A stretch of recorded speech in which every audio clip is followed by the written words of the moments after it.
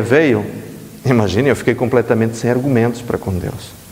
Mas eu posso vos dizer que naquela manhã aprendi talvez uma das mais interessantes lições a respeito do caráter de Deus e da relação que Deus tem conosco, seus filhos. Eu não vos posso dizer que naquela manhã, quando eu fui para a escola, que fui com as pilhas completamente recarregadas depois daquela oração, daquele momento de clarividência espiritual. Não, eu fui com os olhos vermelhos, fui cansado à noite. Quando cheguei, pedi à minha esposa que me desse um chazinho e eu fui imediatamente dormir. Ainda o sol praticamente não se tinha posto, porque estava muito cansado. Mas é interessante que Deus, mesmo no momento em que nós estamos a reclamar com Ele, de alguma forma Deus, porque Ele aproveita, o importante para Deus é ter, de alguma forma, a linha de comunicação aberta. E Ele pode se comunicar conosco, mesmo quando às vezes nós, de alguma forma, estamos até indignados. Parece que, diríamos assim, tomados de algum orgulho, de algum egoísmo.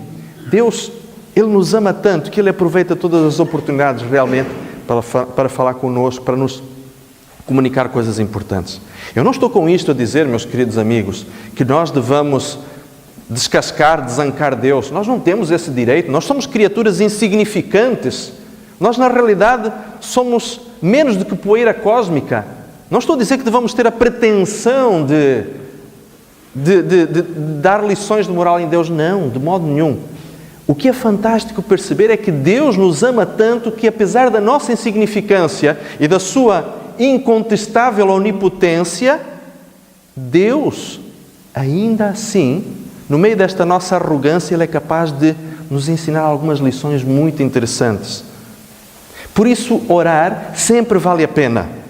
Algumas pessoas, por vezes, alguns pais, alguns maridos, alguns filhos, às vezes, talvez se sintam tristes porque as suas orações não são aparentemente resolvidas ou respondidas. Mas acreditem, orar sempre vale a pena. Quando nós estamos em comunhão com Deus, quando nós estamos orando, é bom para nós, é bom para as pessoas por quem nós estamos intercedendo. Por isso, se nós realmente queremos ser participantes deste ministério que Deus nos chama, de partilhar a palavra, de levar a outras pessoas o conhecimento do amor de Deus, a oração é algo especial. E sabem, quando nós nos juntamos, muitas vezes para fazer algo em favor do Senhor, desculpem, isto andou um pouquinho. Quando nós nos juntamos, às vezes nós não precisamos ter mais intensidade de trabalho. Nós precisamos, na realidade, estar mais envolvidos. O que Deus nos pede, na verdade, é que nós nos demos de coração. É que nós participemos de uma forma completa, que o nosso coração, o nosso prazer esteja no serviço, no envolvimento com o Senhor. A segunda ideia associada com esta experiência de partilhar responsabilidades, de levar a outros o conhecimento da Palavra de Deus, é algo que nós já falámos no sábado passado. A partilha da Palavra. Sabem, há uma coisa extremamente importante. Em termos de partilha do conhecimento da Palavra de Deus, muitas vezes nós temos a sensação de que precisamos ter grande conhecimento para falarmos a outras pessoas a respeito da Bíblia. É verdade que a Bíblia é um livro complexo, mas ao mesmo tempo ela paradoxalmente pode ser extremamente simples nos seus conceitos, nas suas ideias. Às vezes é tão simples que nos deixa desconcertados. Por exemplo, uma coisa tão simples como isto. Para eu ser salvo da minha condição de pecador, basta simplesmente eu acreditar em Jesus, que Ele pode me transformar. Nós imaginamos, é só isso? É só isso. Mas, afinal, eu não preciso fazer nada? Não preciso aviar nenhuma receita na farmácia? Não preciso comprar alguma coisa, quem sabe uns equipamentos para fazer ginástica em casa? Não, é tão simplesmente aceitar Jesus Cristo como o meu Salvador. Querem ver? São João capítulo 17, verso 3. Abram a vossa Bíblia para ver aquilo que Jesus disse a respeito justamente da salvação. São João, Evangelho de São João, capítulo 17, verso 3. O que é efetivamente a salvação? Evangelho de São João, capítulo 17 e o verso 3.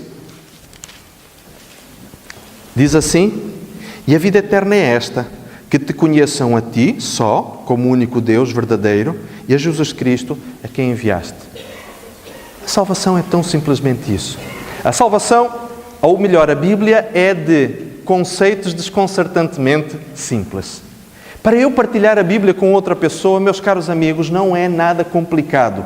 Basta, tão simplesmente, eu estar a um passo de bebê à frente para poder partilhar qualquer coisa com alguém a respeito do amor de Deus. A terceira ideia a respeito desta experiência de partilhar tem a ver com a necessidade de nós delegarmos responsabilidades. Sabem, há pouquinho nós vimos o Nelson carregado com mochila, com a água dos seus companheiros, com a bússola, com a carta topográfica. Sabem, isto muitas vezes é aquilo que nós naturalmente fazemos. E eu muitas vezes ouvi a minha mãe, desculpem, isto às vezes é muito sensível. Às vezes eu ouvi a minha mãe, quando era garoto, a dizer: eu tenho que passar, cozinhar, lavar roupa, eu tenho que arrumar a casa para vocês. Eu ficava a pensar, realmente a minha mãe é uma pessoa extremamente ocupada. Ela tinha que sair para trabalhar também, sair de casa para trabalhar, e depois quando voltava de casa, em vez de descansar ou de ter tempo para brincar, ela continuava a trabalhar. E muitas vezes a nossa vida é justamente isso, é um constante acumular de responsabilidades. Mas sabem, o grande mérito não está em nós fazermos tudo sozinhos. Na realidade, nós nem sequer conseguimos fazer tudo sozinhos, porque, se formos pensar bem, nós dependemos de um número muito grande de pessoas para que a nossa própria vida tenha algum tipo de conforto. Por exemplo, de manhã, quando nós nos levantamos para lavar o rosto, nós precisamos que hajam pessoas que estejam em permanência a trabalhar na companhia de águas e de esgotos, para que nós possamos ter a água a sair da torneira e a água que sai da torneira possa se escoar também pelo ralo. E sem falar, por exemplo, de todas as outras pessoas que trabalham na imensa cadeia de distribuição de alimentos para que nós possamos ter a nossa alimentação. Na realidade, a vida é cheia de inúmeras interligações e de participações e de conexões de pessoas que trabalham para que outros possam, de alguma forma, ter. Na vida espiritual, há algo também de semelhante. Mas sabem, há, na verdade, a possibilidade de nós fazermos alguma coisa como, por exemplo, estabelecermos redes de influência. Não sei se vocês já se perceberam, recentemente aconteceu aquela tragédia na Madeira, onde muitas pessoas ficaram sem casa, perderam os seus haveres, algumas delas inclusive perderam membros da família, e rapidamente, de forma imediata, várias organizações se mobilizaram no sentido de enviar auxílio. Outras instituições estão a angariar fundos para ajudar as pessoas que lá estão. E alguns de nós até com algum cinismo podemos dizer, mas será que isto está a ser eficiente? Não importa. O importante é que o sofrimento de algumas pessoas gerou uma onda de solidariedade. Nós vimos, por exemplo, o mundo inteiro a mobilizar-se rapidamente para ajudar, depois do dia 12 de janeiro, ajudar aquele país do qual nós nunca praticamente tínhamos ouvido falar, a não ser a partir do início deste ano, quando houve o terremoto no Haiti. As pessoas mobilizam-se.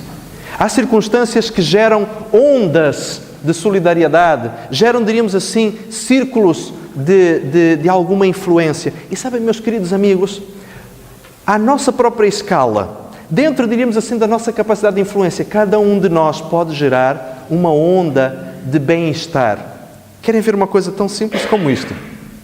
Se alguém, de manhã cedo, tu estás a sair apressado de tua casa para ir para o emprego, a conduzir o teu carro com alguma preocupação. Se encontras alguém que gentilmente te cede a passagem na estrada, e nós ficamos comovidos com aquela atitude de um bom motorista e até levantamos a